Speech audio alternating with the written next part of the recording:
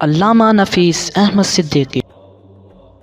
محترم الیاس صاحب کانپور سے سوال کرتے ہیں کہ رمضان المبارک میں روزہ رکھنا اور تراویح کی نماز پڑھ لینا ہی کافی ہے یا مزید کچھ کرنا چاہیے؟ تو محترم الیاس صاحب بہت اچھا سوال کیا آپ نے۔ رمضان المبارک میں ہمیں اس کے علاوہ بھی بہت ساری چیزیں ہیں جس سے گریز کرنا چاہیے، بہت ساری ایسی چیزیں ہیں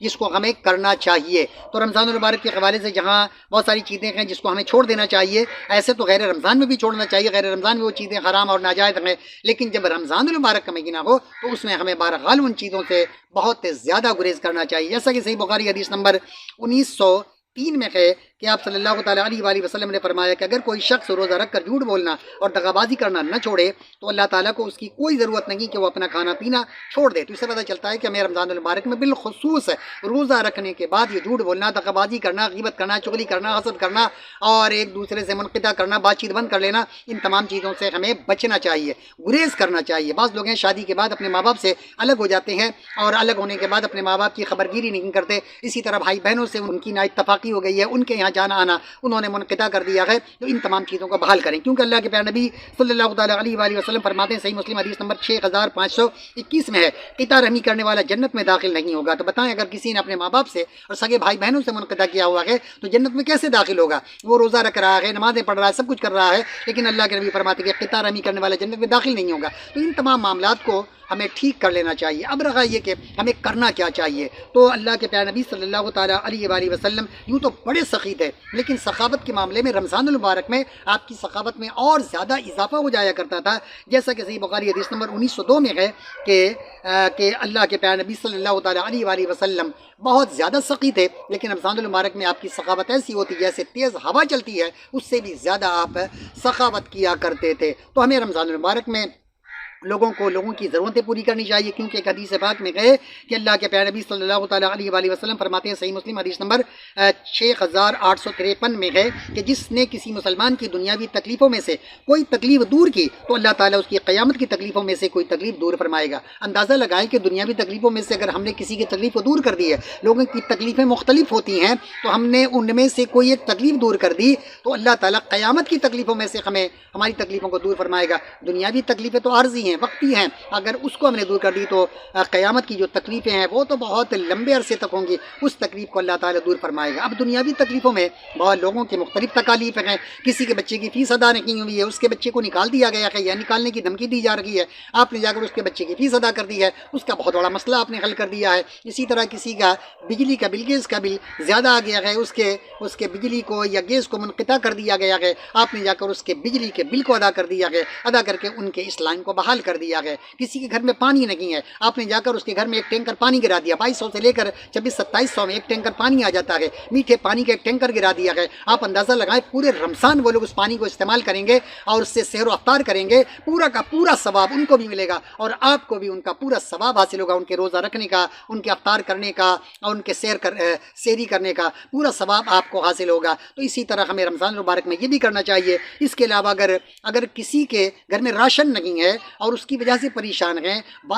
زیادہ تر لوگ پاکستان میں ایسے ہیں کہ 18-20 ہزار 22 ہزار 24 ہزار 25 ہزار تنخواہ پاتے ہیں، 4-5 بچے ہیں، مکان کرائے کا ہے، اندازہ لگائیں کس طرح گزر بسر کر رہے ہوں گے۔ ہمارے حکمرانوں کو تو غیرت ہی نہیں ہے، یہ اپنے مراعات کو بڑھانے میں لگے رہتے ہیں، اور اللہ تعالیٰ ان لوگوں کو ہدایت دے، اور اگر ہدایت کا دروازہ ان کے لیے بند ہو چکا ہے تو اللہ تعالیٰ ایسے حکمرانوں کا جو کہ پاکستان میں رہ کر پاکستان کو نقصان پہنچاتے ہیں، پاکستانی عوام کے خون کو نچوڑ رہے ہیں اور پاکستان کو نقصان پہنچانے کے درپے ہیں، اللہ تعالیٰ ان لوگوں کا بیڑا غرق کر دے۔ آج انہی لوگوں کے لوٹ مار کی وجہ سے آج ہمارے عوام الناس کا یہ حال ہے کہ بیچارے بالکل قلاش اور غریب ہیں، اور ان کے اپنے بچوں کے 2 وقت کی روٹی کرنا بھی مشکل ہو گیا ہے، بچے تعلیم سے محروم ہیں، اور 1-2 نہیں بلکہ 4-5 کروڑ ایسے بچے ہیں جو اسکول نہیں جاتے، تعلیم سے محروم ہیں۔ تو ان لوگوں کے لوٹ مار کی وجہ سے تو اللہ تعالیٰ ان لوگوں کو ہدایت دے۔ تو جس کے گھر میں پانی نہیں، پانی گرا دیا، راشن نہیں ہے، راشن گرا دیا، بجلی کا بل نہیں ہے، ادا نہیں کیا، اس کو آپ نے ادا کر دیا ہے، اسکول کا فیس ادا کر دیا ہے۔ اس کے علاوہ دوا وغیرہ کے پیسے نہیں ہیں، آپ نے کسی بوڑھے کو، کسی معذور کو، کسی مجبور کو اس کے دوا کا پیسہ دے دیا ہے۔ آپ اپنے بچوں کے لیے جا رہے ہیں فروٹس لینے کے لیے، اپنے بچوں کے لیے کپڑا کے لیے آپ نے کسی غریب کے لیے ایک جوڑا لے لیا ہے، آپ نے اپنے بچوں کو فروٹس لینا ہے، جا کر کسی کے لیے 1 کلو آپ نے فروٹس لے لیا ہے، لے کر اس کے گھر میں پہنچا دیا ہے، چاہے وہ اہل محلہ ہوں، اپنے بھائی بہن ہوں، یا کوئی عزیز و اقارب ہوں، یا کوئی دوست احباب ہوں، یا کوئی تعلقاتی ہوں، ان کے گھر میں آپ نے جا کر اس کو پہنچا دیا ہے۔ یہ اتنی بڑی نیکی ہے کہ اللہ اللہ کے پیارے نبی فرماتے ہیں کہ جہنم سے بچو. صحیح بخاری حدیث نمبر 7512 میں ہے کہ اللہ کے پیارے نبی نے فرمایا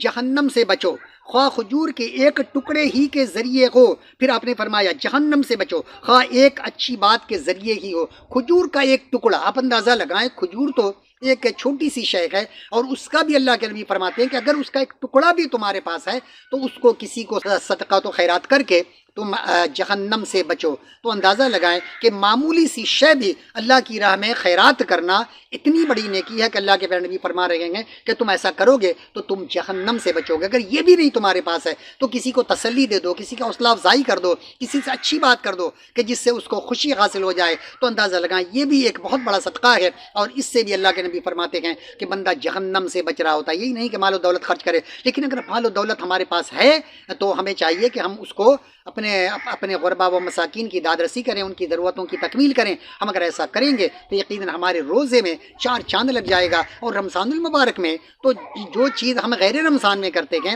اس میں اگر ہمیں 10 نیکیاں ملتی ہیں تو رمضان المبارک میں کرنے میں 10 کو آپ 70 سے ملٹیپلائی کر دیں، اتنا زیادہ اللہ تعالیٰ ہمیں ثواب عطا فرماتا ہے. تو رمضان المبارک میں نہ صرف یہ کہ روزہ رکھنا، تراویح کی نماز پڑھ لینا اور پھر کمبل اوڑھ کر سو جانا اور ہم نے یہ محسوس کر لیا کہ ہم نے کوئی بہت بڑا احسان اللہ پہ کر دیا، نعوذ باللہ، ایسی بات نہیں ہے. بلکہ اس کے علاوہ بھی بہت ساری چیزیں ہیں جو ہمیں کرنا چاہیے، اور خاص کر پاکستان میں تو ہمیں ضرور کرنا چاہیے. ہم نے اپنا دسترخوان بہت وسیع و عریض کیا ہوا ہے، اس میں 2-4 طرح کے فروٹس ہیں، اس میں جا کر 5-7 طرح کے کوڑے پکوڑے شکوڑے ہیں. ان تمام چیزوں میں تھوڑا سا کٹوتی کر کے اگر ہم نے کسی اور کے دسترخوان کو کی زینت بخش دی ہے تو اندازہ لگائیں کہ ہمیں کتنا بڑا ثواب اللہ تعالیٰ عطا فرمائے گا. تو محترم الیاس صاحب، ہمیں ان کے علاوہ بھی ہمیں ان چیزوں کو کرنا چاہیے. اور ہمارے سامعین سے میری درخواست ہے کہ اس ویڈیو کو کم سے کم، میں نے کبھی نہیں کہا کہ ہم ہماری ویڈیو کو شیئر کریں، لیکن یہ ایسا ویڈیو ہے کہ اس کو آپ شیئر کریں تاکہ بہت سارے لوگ ہیں ان کے ذہن و دماغ میں یہ بات ہی نہیں ہے کہ ہمیں اس کے علاوہ بھی یہ چیزیں کرنے کے ہیں، ہمیں ان چیزوں کو بھی کرنا چاہیے. تو شاید ہماری اس ویڈیو سے، آپ کے بھیجنے سے اگلے کی یاد دہانی ہو جائے اور وہ آپ کی وجہ سے یہ کام کرنے لگے تو اس کا پورا ثواب ہمیں بھی ملے گا. کیونکہ اللہ کے نبی فرماتے ہیں کہ صدقات و خیرات اگر 100 ہاتھوں سے ہو کر جائے تو پورے لوگوں کو، تمام لوگوں کو اس کا بینیفٹ حاصل ہوتا ہے. اللہ تعالی ہم سب کو یہ سوجھ بوجھ عطا کرے. وما علینا الا البلاغ المبین. طلب العلم فریضۃ علی کل مسلم. علم کا حاصل کرنا